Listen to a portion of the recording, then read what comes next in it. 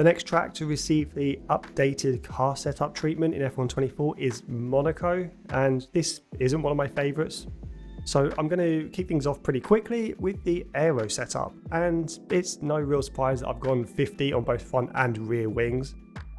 Pre-patch I ran 49 on the rear wing, but since the traction is much harder to find after the handling update, I've upped this to 50 just to give as much rear kind of traction and stability as possible.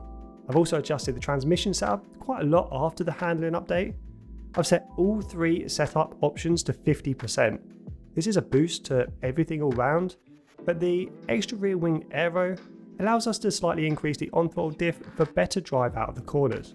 With all of the slower corners around a lap, over-rotation can be a big issue at Monaco.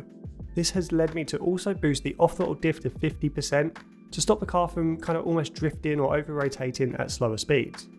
I've also boosted the engine braking to 50% to try and slow the car a little bit more aggressively. Setting up a car for Monaco is really a challenge during the braking phase. You can easily over-rotate the car during the braking by opting for a rearward brake bias or too much engine braking, so 50% engine braking is about as high as I'd want to go before this becomes too much of an issue. With our geometry, I've taken a leaf right out of the time trial setup playbook with a almost completely left-left approach. I have increased the rear toe a little bit to 0.1 to kind of add a little bit more stability to the rear of the car. I've then gone ahead and set our suspension to 39 and 9, which creates a stiff front for good responsiveness and initial turning while keeping the rear of the car really soft for stability. I've also boosted the ARBs a lot since our pre-patch setup goes 16 and 12, and this will help reduce some of that understeer that was introduced, but it can make the car feel a little bit slipperier at times. If you are struggling too much with oversteer mid-corner, try softening the ARBs a little bit.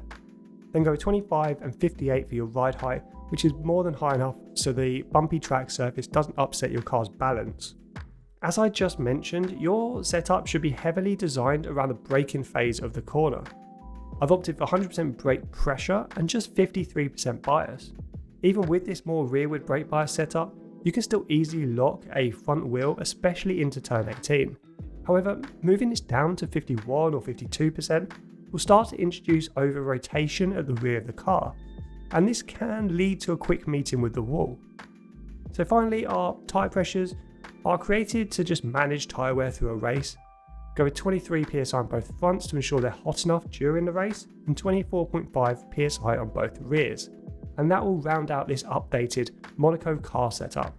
This is a race optimized car setup and not a time trial setup, so it isn't quite as aggressive as some other setups out there that are purely designed for speed. Let me know in the comments below how you find Monaco, how you find this setup, and I'm going to very quickly move on to our updated Canadian setup, so I'll see you guys on track.